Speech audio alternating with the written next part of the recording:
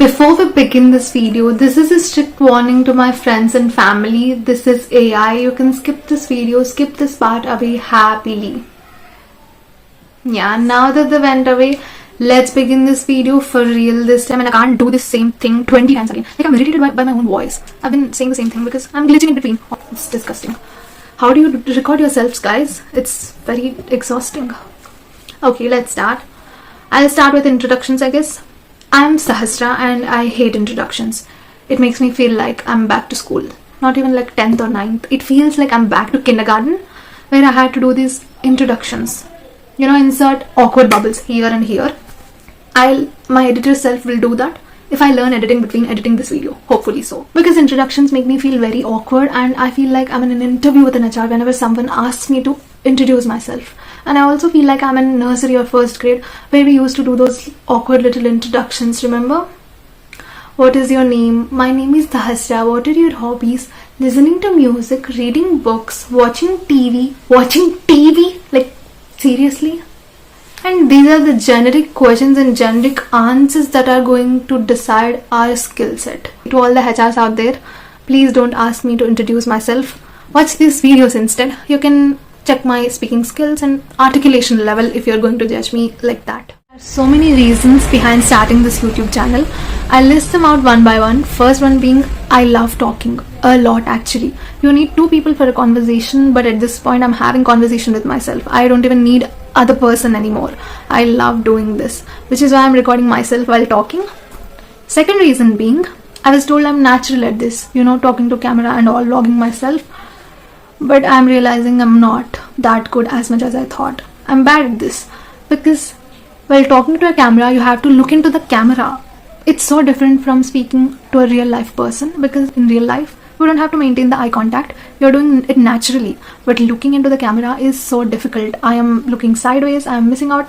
That's not me being underconfident. It's just that there is no real person involved here. Third reason, I love languages. I love them so much. And anyone who is bilingual, trilingual or multilingual watching this video, you would understand why my face looks so painful and in doubt. Because the pain of translating every one of my thought into one language seamlessly is difficult. And I'm not used to speaking in one language. It's not that I'm not fluent in English or something. It's just that I'm not used to speaking in one language. I mix up everything. I mix so many words from different languages into one sentence. And yeah, I'm actually testing myself how long will I hold on from switching into different languages by recording. I forgot to say this. You might ask, if it's so hard for you to translate in English, if it's so painful for you to speak in English, why don't you just talk in your mother tongue? The thing is, it's just as painful for me to speak in my mother tongue straight. Thanks to colonization and invasions and English imposition, I can't do it anymore. At least I'm able to speak in English for 10 minutes straight, but I can't do that in my mother tongue anymore because I don't know many of the words. English has been adapted to our daily life so much so that it has erased the existence of so many words. Non-English speakers would get me, and English speakers, please don't be offended. It's not personal. Fourth reason being, it's an interesting point, you know. I have a script for that. I actually thought about this video on December 10th in the middle of night at 2 a.m. I don't know why that idea popped in my head in the middle of the night when I'm supposed to sleep. Ideas keep popping up in my head at 2 a.m. because that's when I am in absolute silence. I am bored. Boredom fuels creativity. We are not letting ourselves be bored anymore. At least in the past, we had no options. We were always bored. But now we have so many options. We are in option paralysis. Reels, shorts, TikToks. Oh, thank God TikTok is banned in India. But we are filling that void with Instagram Reels, okay? I prepared 6 pages of script. You know, the burden of carrying this all night and not to forget it in the morning. And I vomited out it on the paper. So now I have no idea what I wrote because I actually forgot all of it. It's been so long. Why will I remember my thoughts? Fourth reason was this. I thought and I am now thinking that I should name my channel Noiseless or Noise Cancellation because we are constantly surrounded by noise now. Instagram has turned music into noise in no time. Constant music is annoying. Because of this music, we now think our real lives are boring and bland. It's dystopian to have a background music in real life. I know, I understand music makes everything beautiful, but constant music is irritation. It's overcrowding our minds, it's overpowering our senses. We are unable to think, we are unable to process our thoughts. Music is not letting you sit through your thoughts, you are not letting your thoughts breathe. Your thinking process is stuck in a loop because of this music. There is no space for our creativity if we are hyperstimulated all the time. We have to be in silence for that. For our creativity to flourish and nourish, we have to be bored. We don't have to fill our silence with music and noise constantly. Chaos are not the answers we are looking for. We have to let ourselves be bored and be just in silence even if it's hard. We are so health conscious. We measure what we eat. We think 1,000 times before we eat out. We exercise, stretch and strain our bodies. All this for what? If we care about our physical health so much, what about our mental health? This overconsumption in social media spaces is so vapid. And coming to overconsumption, it reminds me of fast fashion. We are actively taking measures against it. We are following for sustainability, sustainable fashions, Indian minimalism, maximalism, everything is about it. We know. But where is this mindful consumption when it comes to social media and content? We are consuming anything and everything that's coming on our feeds without thinking much about it. This overstimulation, this one dopamine hit after another, is overpowering our senses. It's not letting our thoughts breathe. We are not able to sit through thoughts. We are not able to sit and do things. We are not able to read, write, have an hobby and watch movies. We are unable to do any of those because of this overconsumption. We are not realizing the repercussions of this, but it's detrimental to our mental health. And here I thought AI was going to affect our articulation, thought process, critical thinking and all. But social media is more dangerous than that. I'm unable to read, write.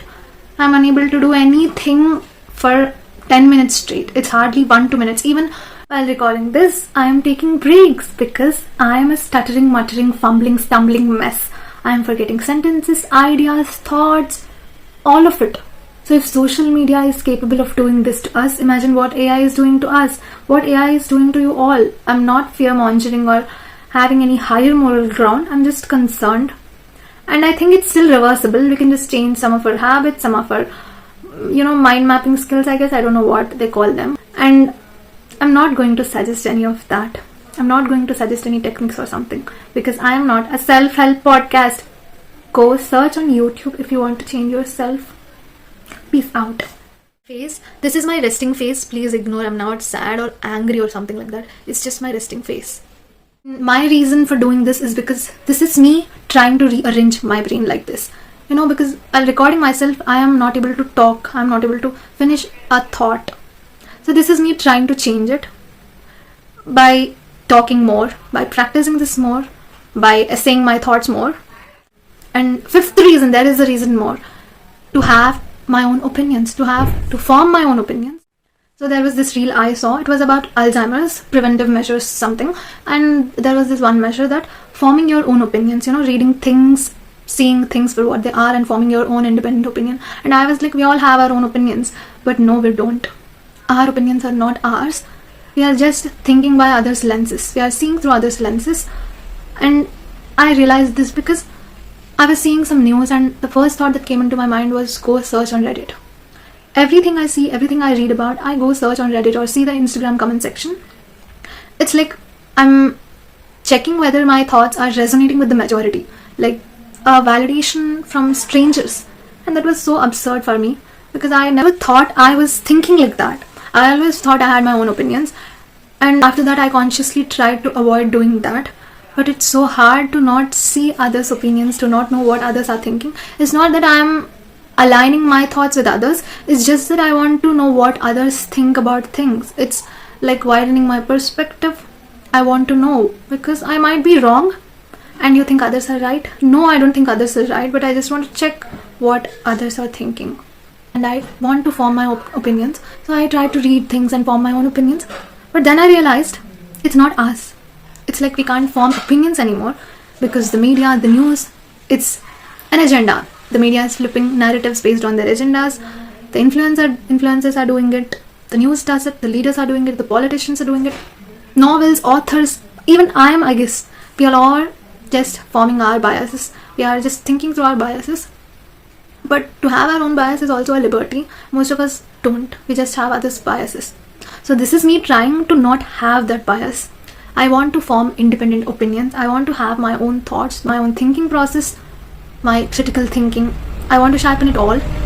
So by recording YouTube videos, I think I'll do it. I want to voice out my opinions, voice out my views without being affected by others. I want to form my own opinions, quietly reshaping my mind. A small try. I don't know if it succeeds, but I do want to have my own independent opinions. I don't want them to be influenced by others, not even my parents or friends. I want to know what my opinion is, even if it's wrong. I do want to know what it is, what I see things like, what I view them as, what I understand them as. I'm going to do these more, even if it's hard to record myself while talking to a camera, but I'll do it. And yeah, coming to camera, it reminds me of the consumerism part. Before doing this, when I conceived the idea of starting a YouTube channel, I thought to buy a mic, a camera. See, peak consumerism. I did not act on my temptations because you gotta do things with what you have. You can't go on buying spree, shopping spree every time you think of doing anything. The ideas are supposed to be implemented with low costs. That's what business is. So yeah, I'm not going to do that until I see it's absolutely necessary. I missed a major point. Before all of this, I actually wanted to do reels, but I couldn't do it because it felt like someone was holding a gun over my head and telling me to shoot it under 1 minute or 30 seconds. I can't convey my message in 30 seconds or 1 minute because it's difficult. It even reminds me of an excerpt I read. This is from my Telugu textbook, 8th or 9th standard. I don't remember it exactly. I don't even remember the names or the lesson or the chapter, anything, but I only remember the message there. It was like the leader, he wrote it. He was telling that for a speech, if you have to speak for 1 hour, half an hour, 20 minutes, anything that's more than 10 minutes, for the duration, if it's large, you can go unprepared. You can speak whatever you want to because spontaneity matters there. You'll have the incident, you'll have the cheering and hooting of people. You'll create your own stories on stage because it has more duration. You have to speak more. But for a speech of 1 minute or 2 minutes, you have to be prepared. That's where the talent matters. You have to put more efforts because to convey a message or anything for masses in 1 minute or 30 seconds or 2 minutes is difficult. It needs wit, sharpness, smartness, and right now I'm not equipped with. I'm sorry. I'll get sharper with time, I guess, but I need more time to speak. And YouTube feels like home. YouTube has always been home. We have all grown up to watching these videos. It's like coming back home, so I am doing these first, and it'll build my confidence. I am doing these videos for myself. I am the target audience here. These are like video entries, journal entries, video notes to me and my future self. You can say, girl, keep it to yourself. Why make it public? I can't. Google just gives me 15 GB and it will end before I start. So I'm going to use public property. I'm going to use YouTube. YouTube is giving me cloud storage. I'll just put this out and this will remain on the internet forever. And there are so many problematic creators out there who are creating content for views, rage baiting, sensationalization, controversies and all. I'm just harmless. I'm not going to rage bait anyone. I'm just going to rage bait myself in these videos. I'll just argue with myself. This is me having a podcast with myself. So bye. Here's me signing off. You'll find me more at Sahas Rambles. Check out for more videos. Bye bye.